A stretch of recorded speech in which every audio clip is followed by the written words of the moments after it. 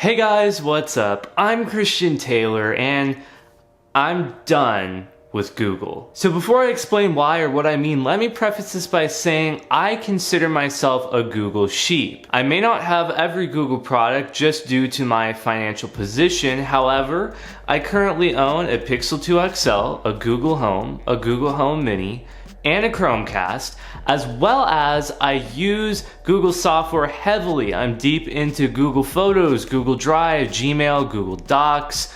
You get the idea. I am obsessed with Google. So naturally, up to this point when Google has come out with something new hardware, that has been something I've wanted. I need it! So I finally did it. I bought the Google Pixel 2 XL a couple months ago because everyone was saying, this is a great phone. I mean, yeah, it's got a little bit of quirks like the display, but it's super speedy fast and it runs stock Android and the camera is phenomenal. Front-facing speakers are great. This is a great phone. So I'm like, okay, it's time for me to buy one. I went out and picked one up and I did a review. And in my review, I said green light. However, some things have changed. Not just with this phone, but with Google's hardware department. So why am I done with Google? Well, it boils down to this. They're charging too darn much for their products. Too darn much. Why? Because there's quirks. Now let me just say that I don't think this is bad hardware. People whine about the bezels. The bezels are too thick. Blue shipped on the display. No SD card slot. I don't give a crap. I think this hardware is fine. The screen is high quality. It's got a good build quality. I don't care. However, the selling point to the Pixel phones is the speedy, smooth, fast performance and the stock Android experience.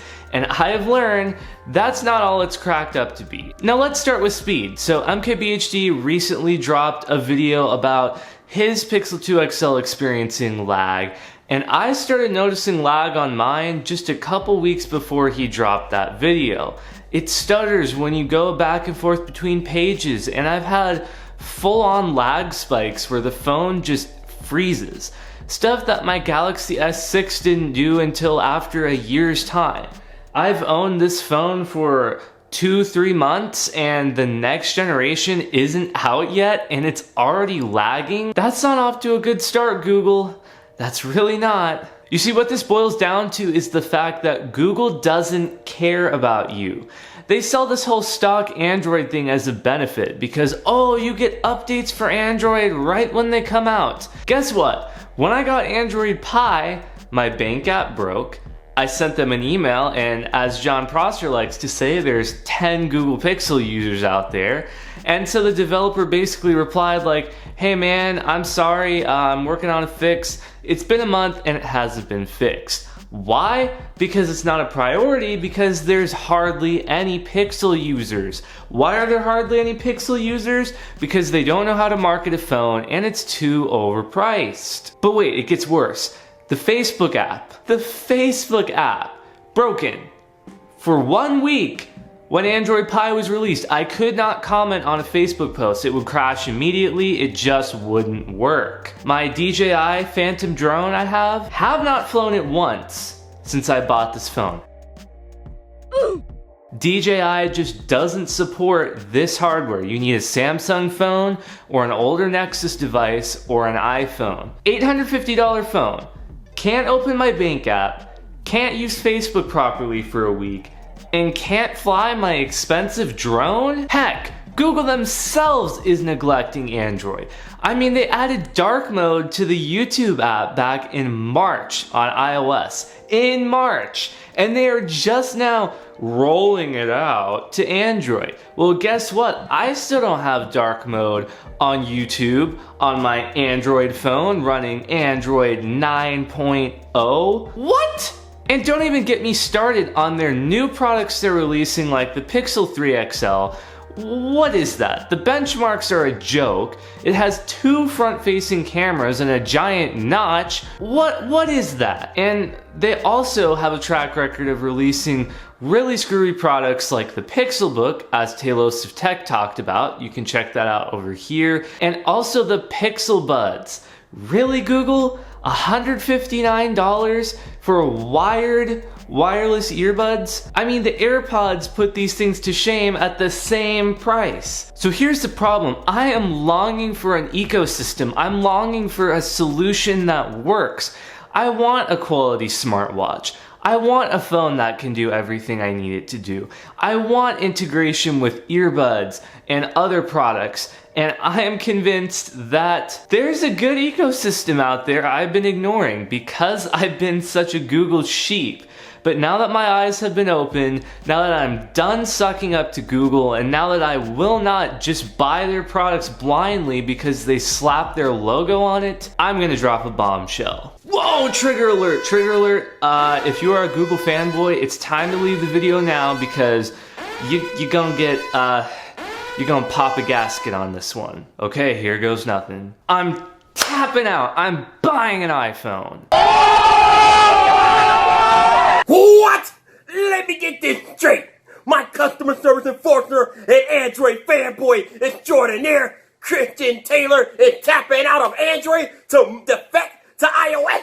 Well, yeah, Viper, I am buying an iPhone. What?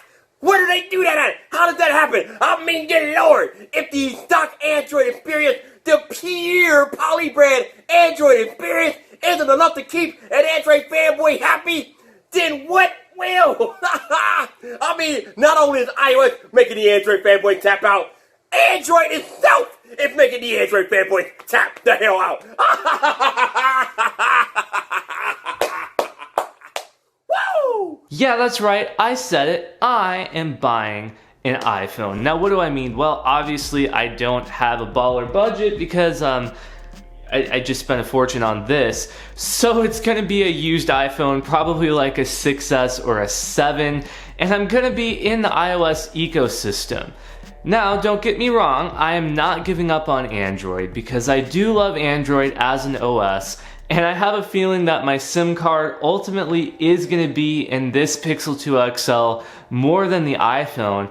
However, I at least want a way to check my bank balance on the go, or how about fly my expensive drone that now requires me to borrow a friend's iPhone just to fly. Apple can charge premium prices because their stuff works. They have a quality smartwatch. Their phone works. Developers release support for their apps the day the version of iOS comes out because they know that there's people that use Apple products. Lots of people.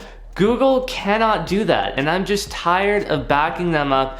I'm tired of covering for them and trying to make excuses on why Google hardware is okay. It's not okay. So I want to be clear, my intention here is not to hate on Google products.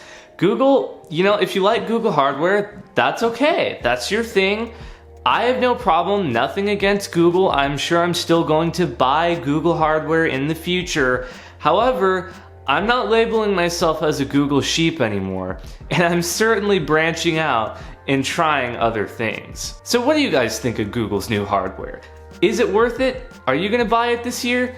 Drop a comment down below, and hey, wait, before you go, if you haven't noticed, I am wearing my first ever branded t-shirt.